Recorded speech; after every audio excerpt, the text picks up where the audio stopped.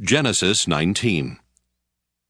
The two angels came to Sodom in the evening, and Lot was sitting in the gateway of Sodom.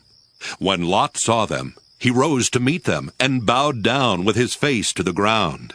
He said, "Please, my lords, turn aside to your servant's house and spend the night, and wash your feet. Then you can rise early and go on your way." They said, "No, we will spend the night in the square." But he urged them strongly, so they turned aside to him and entered his house. And he made them a feast, and baked unleavened bread, and they ate. But before they lay down, the men of the city, the men of Sodom, both young and old, all the people to the last man, surrounded the house, and they called to Lot. "Where are the men who came to you tonight? Bring them out to us, so that we may know them." Lot went out of the door to the men, shut the door after him, and said, "I beg you, my brothers, do not act so wickedly. Look, I have 2 daughters who have not known a man. Let me bring them out to you, and do to them as you please. Only do nothing to these men, for they have come under the shelter of my roof." But they replied, "Stand back." And they said, "This fellow came here as an alien, and he would play the judge. Now we will deal worse with you than with them." Then they pressed hard against the man Lot and came near the door to break it down.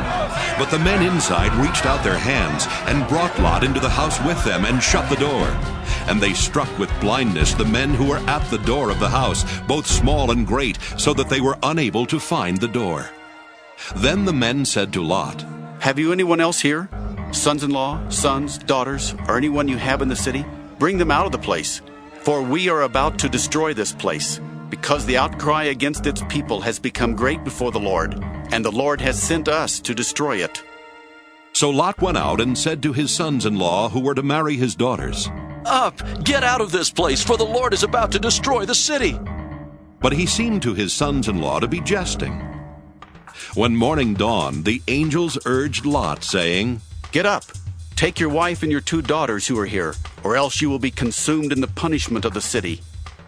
But he lingered. So the men seized him and his wife and his 2 daughters by the hand, the Lord being merciful to him, and they brought him out and left him outside the city.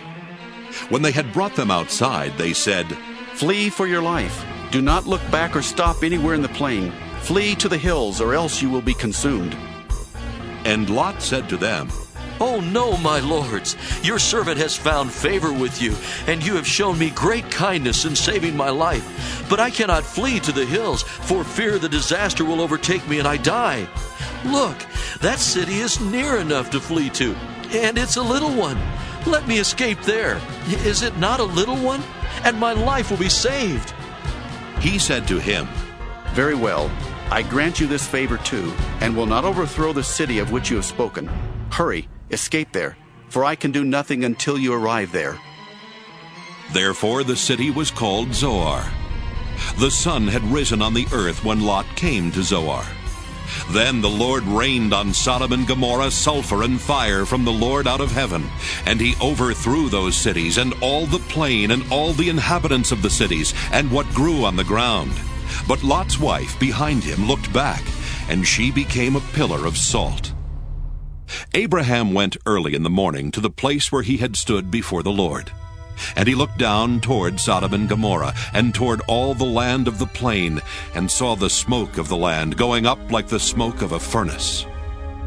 So it was that when God destroyed the cities of the plain, God remembered Abraham, and sent Lot out of the midst of the overthrow, when he overthrew the cities in which Lot had settled. Now Lot went up out of Zoar, and settled in the hills with his 2 daughters, for he was afraid to stay in Zoar. So he lived in a cave with his 2 daughters. And the firstborn said to the younger, "Our father is old, and there is not a man on earth to come in to us after the manner of all the world. Come, let us make our father drink wine, and we will lie with him, so that we may preserve offspring through our father." So they made their father drink wine that night. And the firstborn went in and lay with her father.